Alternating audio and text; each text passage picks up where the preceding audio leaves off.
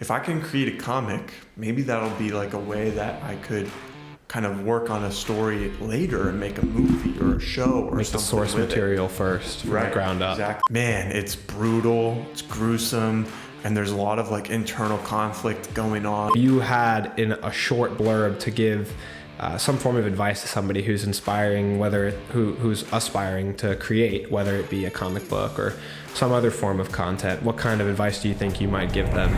Welcome to Backseat Directing, where we talk about movies, TV shows, comics, and more. We're your hosts, Andrew and Arron. And we put out new episodes every Monday and Thursday. And on this episode, we're doing a new segment called Creating Comics. And 3, 2, 1, action.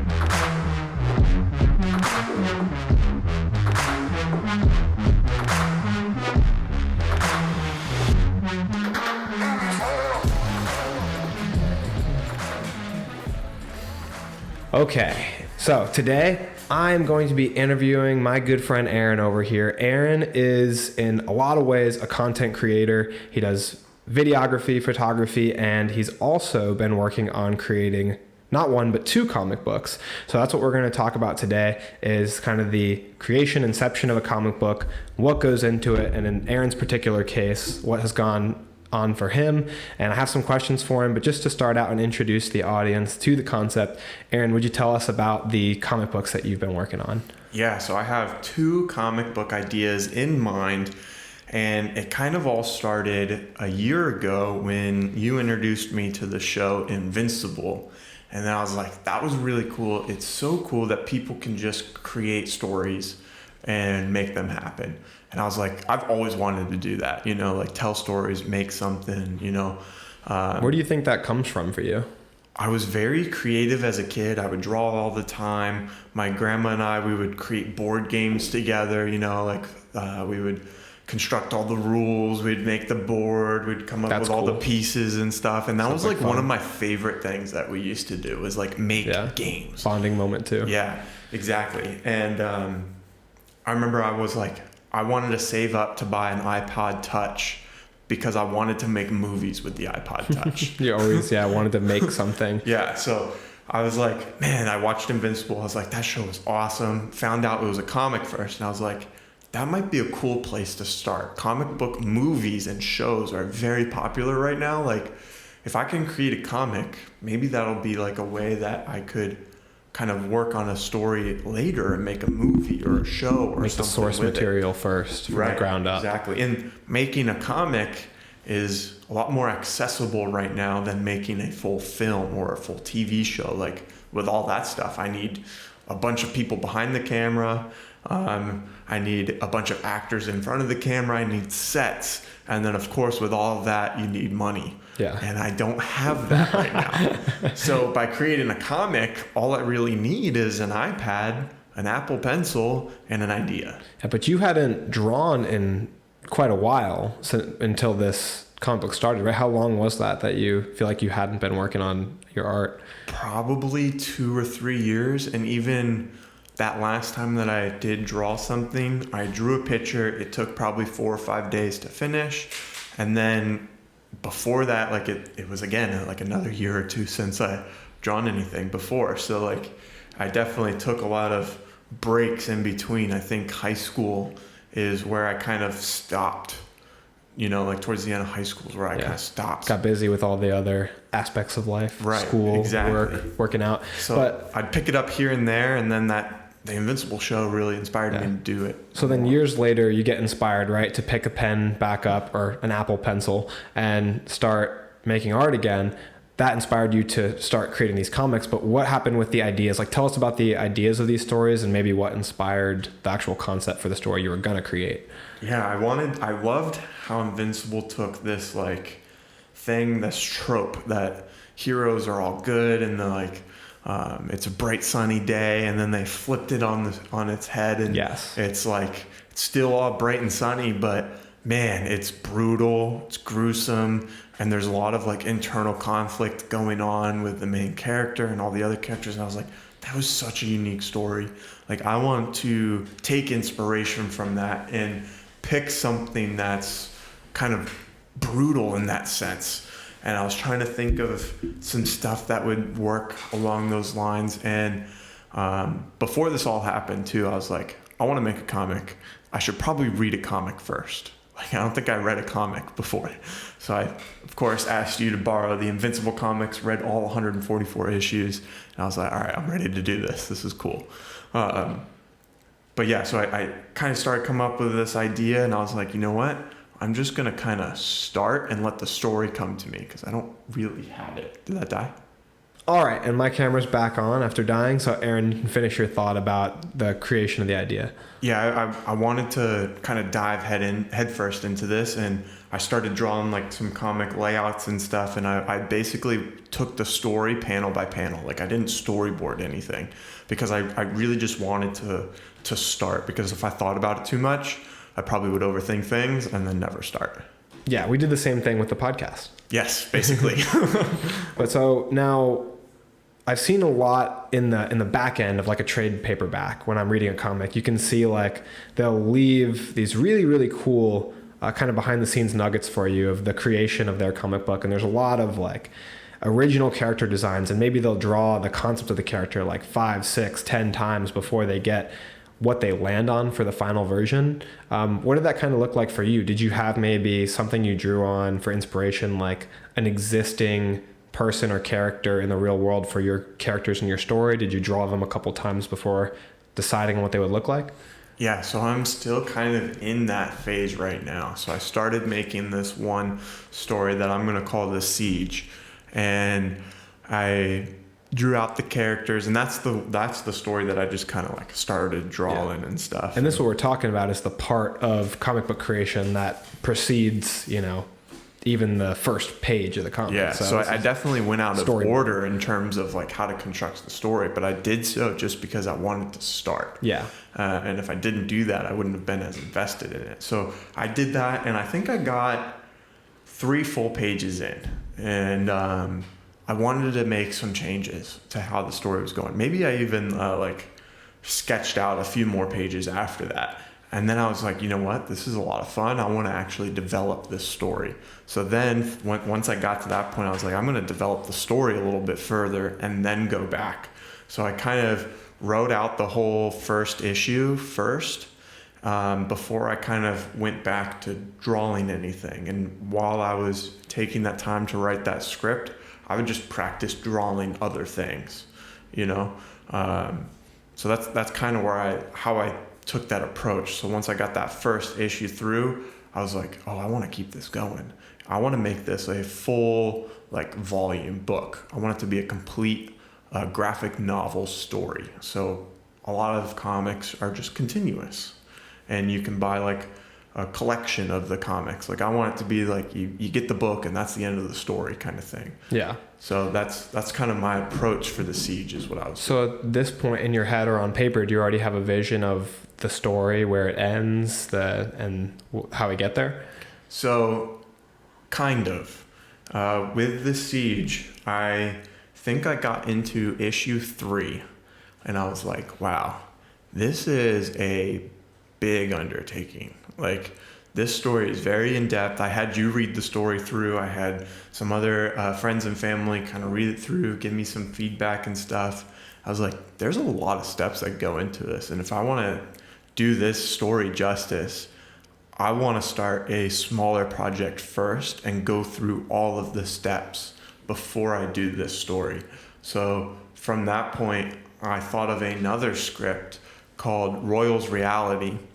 And my goal with that one is to make it a 1-issue story, and it has the possibility of continuing if I want it to, but it was just 25 pages, and that was a complete story, and my goal is to work all the way through that until I can get it printed.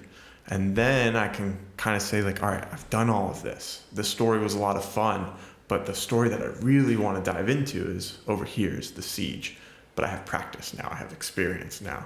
So that's kind of where I'm at. So I'm working on Royal's Reality right now, and I'm kind of going through that process of that character design stuff. Yeah, and just for people who aren't that familiar with comics, it's kind of the run for single issues nowadays, around 15, 20 pages. So when Arron talks about a 25-page single issue comic, it's pretty about the run, you know, what you expect to get when you pick up a single issue. Right. And now, a single issue, because it's a comic, generally has a lot in store for you for the journey, because it's not just words, it's the images and the words. You can tell a lot of story. Do you plan to have a lot of narration in your work, like a lot of dialogue? And are you going to be writing all that dialogue narration yourself as the author and the artist?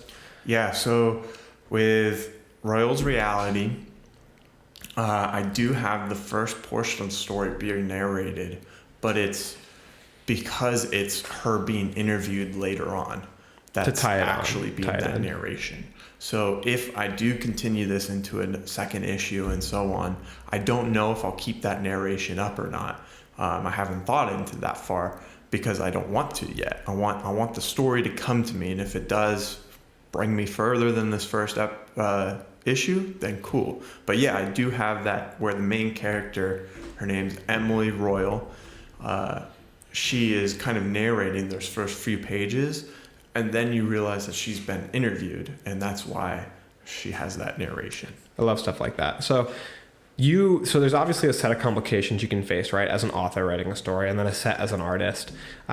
What kind of complications do you feel like you've faced so far? And then what kind of complications do you think you might have avoided? You know, because you don't have to communicate with an artist as the author. So what do you feel like has been the pros and cons of doing both? I think the pro is that, like, I don't have to convince anyone else or have to relay what I'm thinking to anyone else. I can kind of just do it how I want. However, I think my writing ability is better than my drawing ability at this point, in terms of like high standards of the comics that I've read, you know, like Ryan Otley's artwork and stuff like that. Like, so great.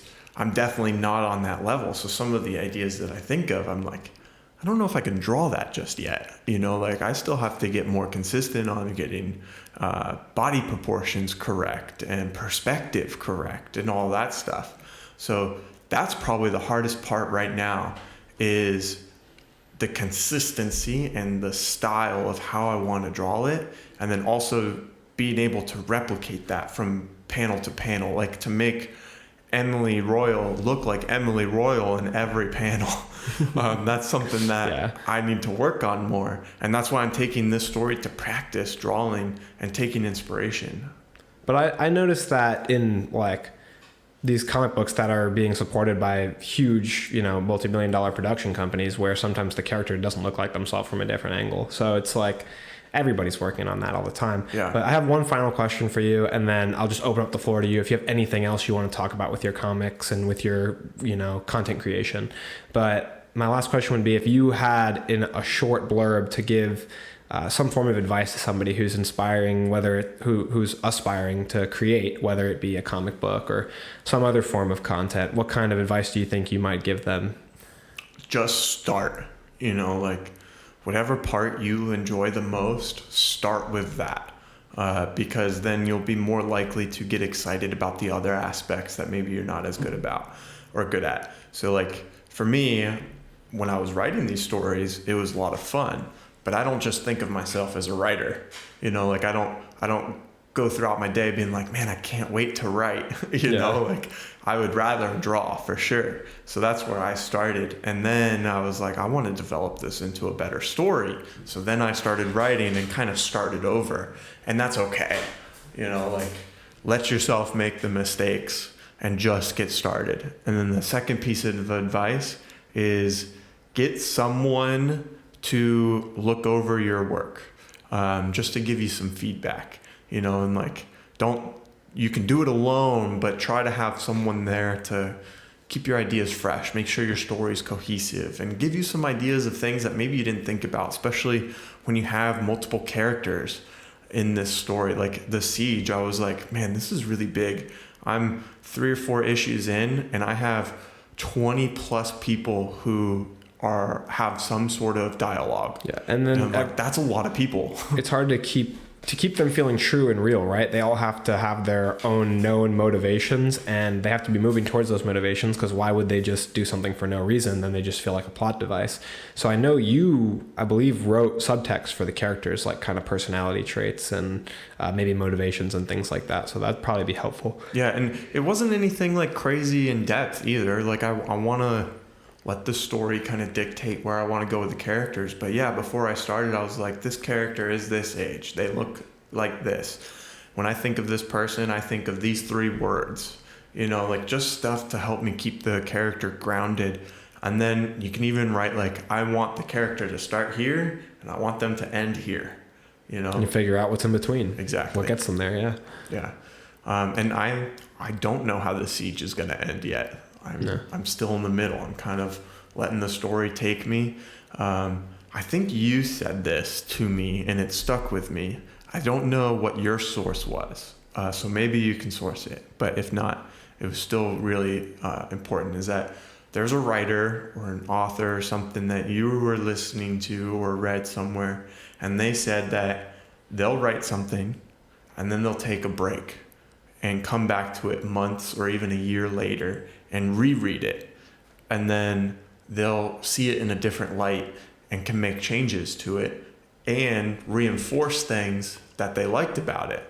And I was like, that's a cool idea. So when I'm working on Royals Reality, I'm not working on the siege at all.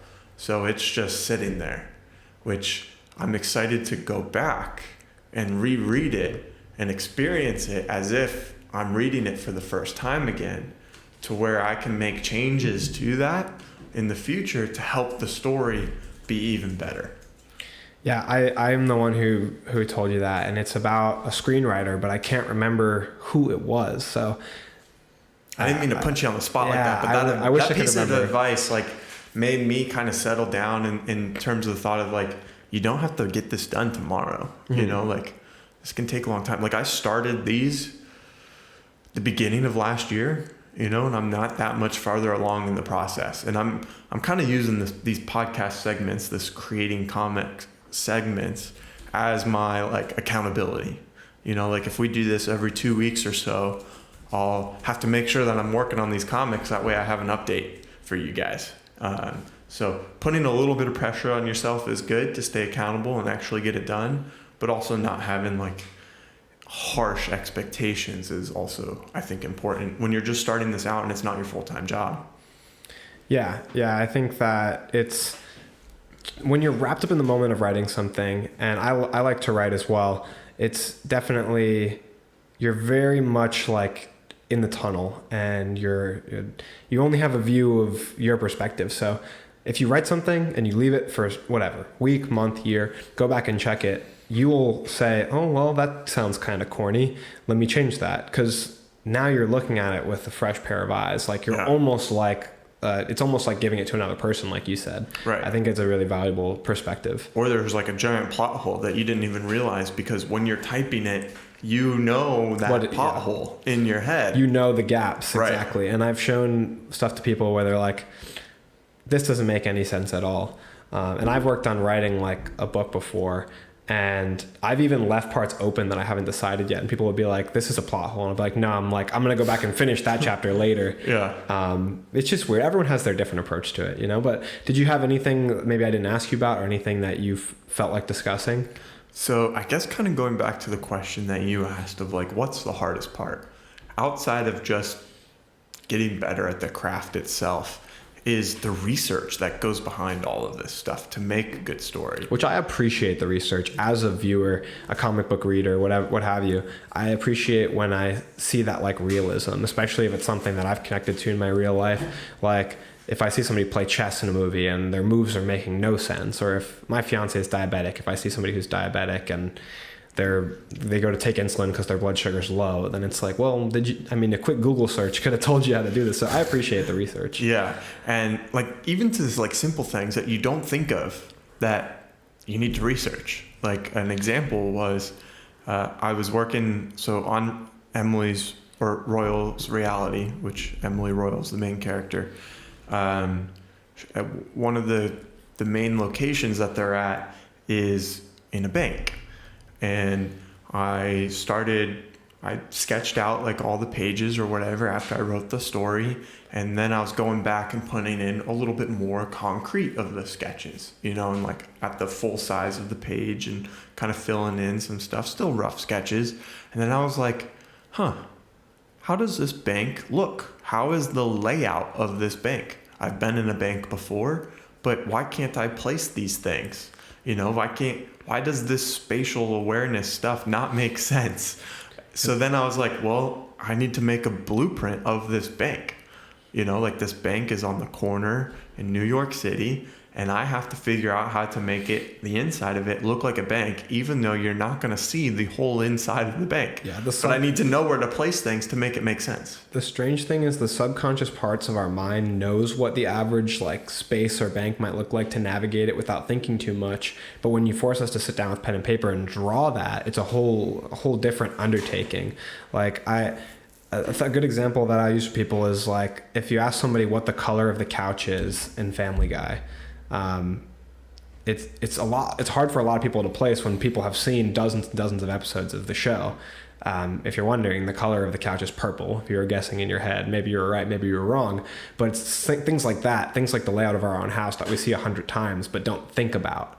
Or like the color of a couch on a show we've seen 100 times. Subconsciously, our brain would recognize it. If you showed someone a picture of just that couch without the rest of the set of the show, they might say that's the couch from Family Guy. But maybe they couldn't recall that it was purple, Right. And all those details, me as the creator, I have to think of that. I have to make a conscious decision of all these colors, which I haven't even gotten to the colors yet. Yeah, and the conscious decision, too, is the biggest part of creating a piece of content like this because of intention. Like when the things that direct our attention, like we talk about all the time in a movie, is them controlling us. And it's all very intentional. The colors they choose, the wardrobe and costume and set design. And the line work in a comic, for example, is huge because it's got to draw your eye line to the focal point, and it's got to make sense, and it's got to, move. We also have to follow the direction of movement in a comic because there's no actual physical movement on a picture. Like the main shot that I'm thinking of for this shot here is where these people are coming in the bank, and the bank teller's desk is like right next to the door, because in the panel I wanted to show both of their reactions of that happening. But then I took a long break or whatever, and then we talked about doing this segment, so I was like, that's perfect motivation for me to like get back into this and actually make this happen. So I was like looking through my old sketches or whatever, and I was like, that's not really how a bank is set up. The desk wouldn't be that close. It doesn't make any sense. Like, I gotta move that.